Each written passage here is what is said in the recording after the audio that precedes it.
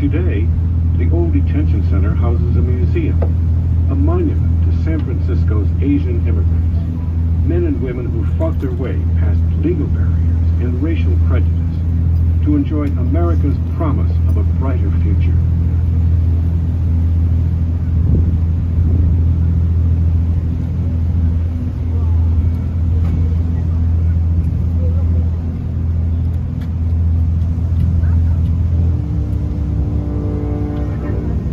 The one and only Alcatraz Island. It's directly ahead. Once, the only creatures that lived on that barren rock were flocks of pelicans. In fact, that's where Alcatraz got its name.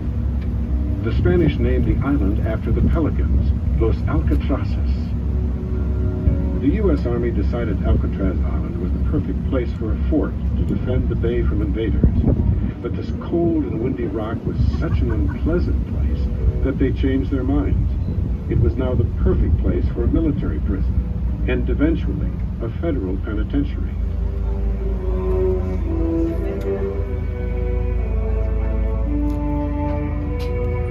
It was a time when gangsters were becoming heroes to people. The government needed to send a message that crime did not pay, so they created Alcatraz, the very last stop in the country's prison system, the place to send the worst criminals of all.